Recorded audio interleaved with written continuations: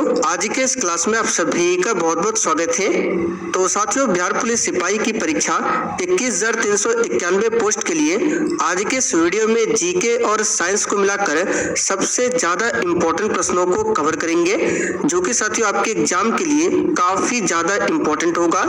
तो साथियों, जिसका भी एग्जाम होना अभी बाकी है, आप लोग पूरा सेशन को ध्यान से देखिएगा, क्योंकि साथियों यहाँ से आपके एग्जाम में प्रश्न पूछे जाने की काफी ज्यादा चांसेस है। तो चलिए इसी के साथ आज के इस क्लास को स्टार्ट करते हैं। तो साथियों, आज का पहला क्वेश्चन देखिए, विश्व का सबसे ऊंचा व विशालकाय बौद्ध स्तूप कौन सा है? वेरी इंपॉर्टेंट क्वेश्चन है आपके एग्जाम के लिए, इस पर आप लोग स्टार मार्क कर लीजिए। चलिए बताइए क्वेश्चन 1 के लिए आंसर, विश्व का सबसे ऊंचा व विशालकाय बौद्ध स्तूप कहां पर है? तो याद रखिएगा अपना बिहार में। कहां पर है? अपना बिहार में। कहां पर है? तो बिहार के पूर्वी चंपारण में, और उसका नाम है केसरिया स्तूप। ठीक है, तो बिहार से संबंधित क्वेश्चन है, ये आपके एग्जाम में बन सकता है। ठीक है, अच्छा, विश्व शांति स्तूप पूछे कहां पर है? तो ये आपका राजगीर में है, ध्यान रखिएगा। बिहार क्षेत्र की चर्चा सर्वप्रथम किसमें मिलती है? चलिए क्वेश्चन 2 के लिए आप लोग आंसर कीजिए, और जो भी टेलीग्राम चैनल को ज्वाइन किए हैं उसको ये आंसर पता होगा, क्योंकि हमने नोट्स में ये डाला था। तो बिहार क्षेत्र की चर्चा सर्वप्रथम किसमें मिलती है? तो याद रखिएगा अथर्ववेद में। किसमें मिलती है? अथर्ववेद में। अब वेदों की संख्या कितनी है? तो टोटल 4 वेद है, जिसमें सबसे पुराना वेद ऋग्वेद है। सामवेद को भारतीय संगीत का जनक बोला जाता है, और अथर्ववेद सबसे बाद वाला वेद है, और एक वेद है यजुर्वेद। 2001 से 2011 के बीच बिहार की जनसंख्या वृद्धि दर क्या रही? वेरी इंपॉर्टेंट क्वेश्चन आपके एग्जाम के लिए, क्योंकि साथियों 7 अगस्त और 11 अगस्त दोनों दिन में 2011 जनगणना से संबंधित 2-3 क्वेश्चन पूछा गया था। तो 2001 से 2011 के दौरान बिहार की जनसंख्या वृद्धि दर जो रही है, ये 25.4%। तो सी वाला ऑप्शन यहाँ पर बिल्कुल सही जवाब है। और जनगणना 2011 के बारे में आपको पढ़ना है तो लिंक डिस्क्रिप्शन बॉक्स में मिल जाएगा। स्पेशल इसके लिए हमने वीडियो पहले ही बना रखा है। बिहार प्रांतीय किसान सभा का गठन किसने किया था? सही आंसर है स्वामी सहजानंद सरस्वती ने। याद कर लीजिए, बिल्कुल एग्जाम में आने वाला क्वेश्चन है, स्वामी सहजानंद सरस्वती। जाग्रोस पर्वत कहां पर स्थित है? और साथियों, इस क्लास के बाद रात 8 बजे आपका लाइव क्लास होगा, तो इसे भी मिस ना करें। तो जाग्रोस पर्वत कहां पर है? तो याद रखिएगा ये ईरान में है। अच्छा, आप लोग कमेंट करके बताइए ब्लैक फॉरेस्ट कहां पर है? ये क्वेश्चन बनता है, ब्लैक फॉरेस्ट कहां पर है?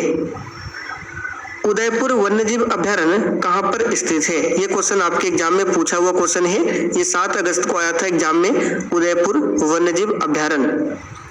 तो प्यारे साथियों याद रखिएगा, ये बिहार के पश्चिमी चंपारण में। कहां पर है? पश्चिमी चंपारण में। तो बी वाला ऑप्शन आपका सही आंसर है। अच्छा, आप लोग कमेंट करके बताइए, बिहार में ऐसा कौन सा जिला है जहां पर सबसे अधिक वन है? जिसको पता है बताइए।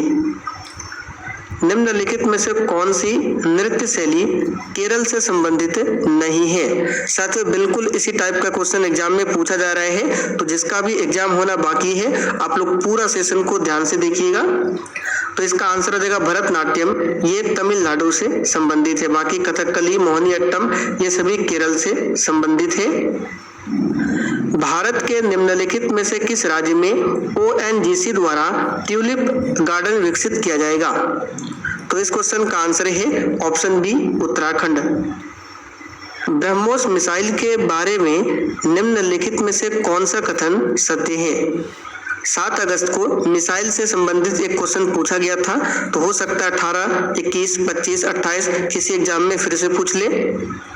तो फिलहाल यहाँ पे इस क्वेश्चन का आंसर क्या होगा?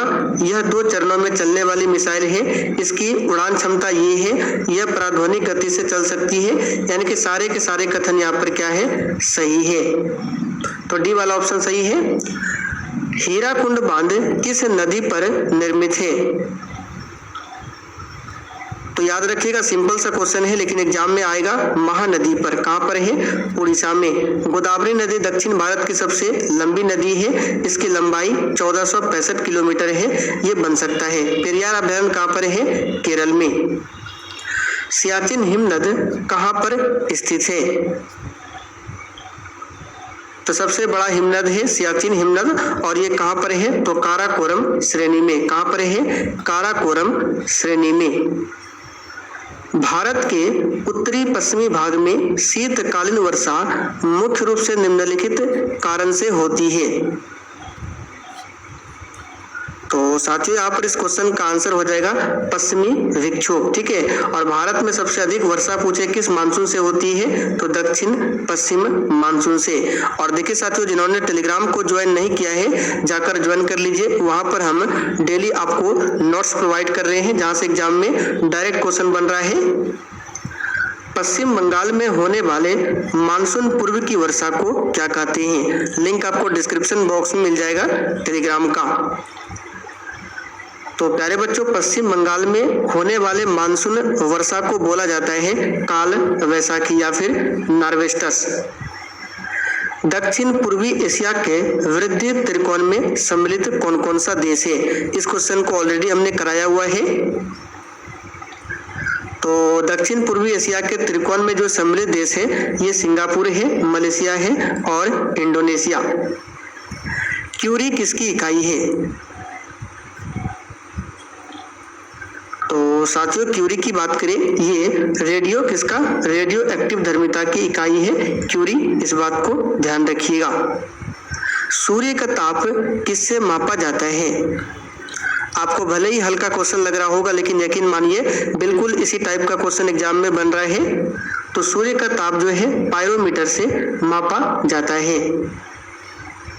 पास्कल किसकी इकाई है? तो प्यारे बच्चों, पास्कल जो है दाब की इकाई है। और एक पास्कल बराबर कितना होता है ये क्वेश्चन बन सकता है। तो याद रखिएगा, एक पास्कल बराबर होता है 1 न्यूटन प्रति मीटर स्क्वायर। जहाजों में समय मापने के लिए प्रयुक्त उपकरण कौन सा है? आंसर हो जाएगा क्रोनोमीटर। कैंडेला किसकी मात्रक है? तो ये तो नॉर्मल सा क्वेश्चन है, ज्योति तीव्रता का मात्रक है। ए वाला ऑप्शन यहाँ पर सही है। समय मापक का अध्ययन करने वाले विज्ञान को क्या कहते हैं?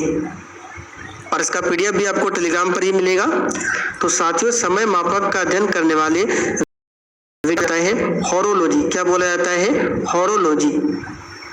1 किलोमीटर कितने मील के बराबर होता है? बेसिक सा क्वेश्चन है, एग्जाम में छपने वाला है, इस पर स्टार मार्क कीजिए। तो साथियों, 1 किलोमीटर में कितना मील होता है? तो याद रखिएगा 0.62 मील होता है।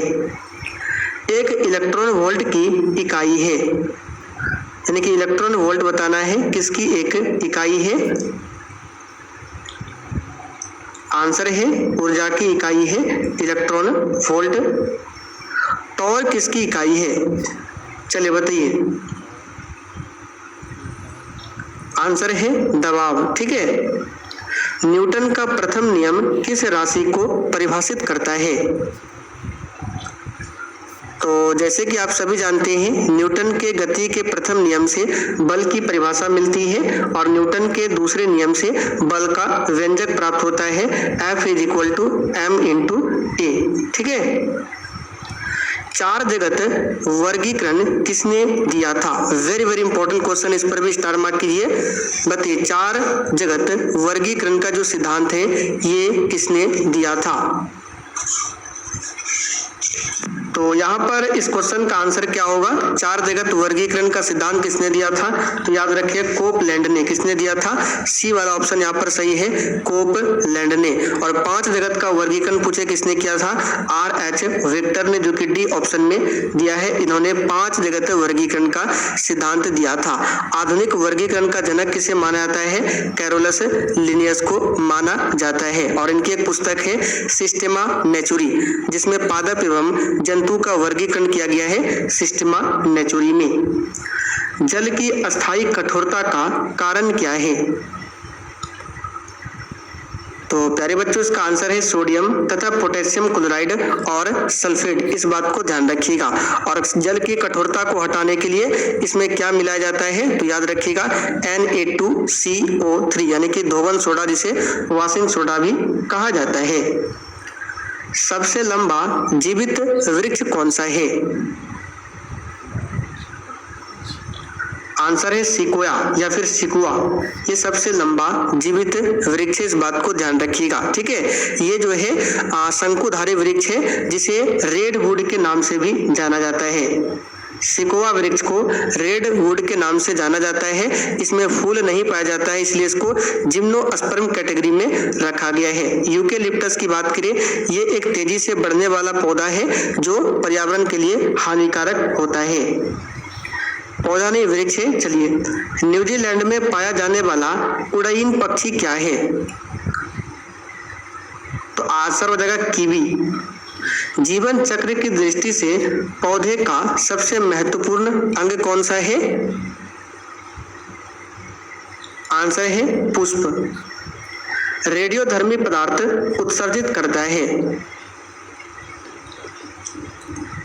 तो रेडियोधर्मिता की खोज हेनरी बैकुरल ने किया था 1896 में। ठीक है, और रेडियोधर्मी पदार्थ अल्फा, बीटा, गामा ये सभी उत्सर्जित करता है। डॉल्फिन वर्गीकृत किए जाते हैं। आंसर है स्तनी में। ठीक है, डॉल्फिन जो है ये स्तनधारी वर्ग से संबंधित है, ध्यान रखिएगा। निम्नलिखित में से कौन सी जोड़ी यहाँ पर बताना है कि वो गलत है? आंसर हो जाएगा ए वाला, हाइपोकैलेमिया। ये कैल्शियम की कमी से नहीं होता है, ये पोटेशियम की कमी से होता है। बाकी सभी सही है। सूची 1 को सूची 2 से मिलाना है। बिल्कुल इसी टाइप का क्वेश्चन पूछा जा रहा है, भौतिक राशियां और इकाई। तो यहाँ पर क्वेश्चन नंबर 34 के लिए आंसर कौन सा हो जाएगा? तो यहाँ पर मिलाना है तो त्वरण का हो जाएगा आपका कौन सा? तो मीटर प्रति सेकंड स्क्वायर। त्वरण का क्या होता है? मीटर प्रति सेकंड स्क्वायर। तो दोनों में आप, तो इसका हो जाएगा डी वाला, यहाँ पे स्क्वायर कर लीजिए, मीटर प्रति सेकंड स्क्वायर, यानी कि सबसे पहले यहाँ पे हो जाएगा आपका 4। बल का न्यूटन हो जाएगा 3। आवेग का क्या हो जाएगा? तो आवेग का यहाँ पर कार्य का हो जाएगा आपका जूल, यानी कि 1, 4, 3, 1 और बचा आपका 2, 4, 3, 1, 2। देखिए किस ऑप्शन में है? 4, 3, 1, 2, 4, 3, 1, 2 देख सकते हैं, डी ऑप्शन में दिया हुआ है। जब किसी पिंड की गति दोगुनी की जाती है तो क्या होता है? तो देखिए इस क्वेश्चन को हमने प्रैक्टिस सेट में कई बार आपको निकालने के लिए बताया है। फिलहाल इसका आंसर क्या होगा? संवेग भी दोगुना हो जाएगा, क्योंकि P बराबर होता है m × v। अगर हम वेलोसिटी को दोगुना करेंगे तो संवेग भी दोगुना होगा। लास्ट क्वेश्चन, एंथाफोबिया में किसका डर होता है? आंसर हो जाएगा पुष्पों का। इसमें पुष्प का डर होता है, ध्यान रखिएगा। हाइड्रोफोबिया में किसका डर होता है? पानी का डर होता है। चलिए, तो ये रहा कुछ क्वेश्चन जो कि एग्जाम के लिए काफी ज्यादा इंपॉर्टेंट होगा। तो चलिए आज के लिए इतना ही, तब तक के लिए जय हिंद। जरूर करें।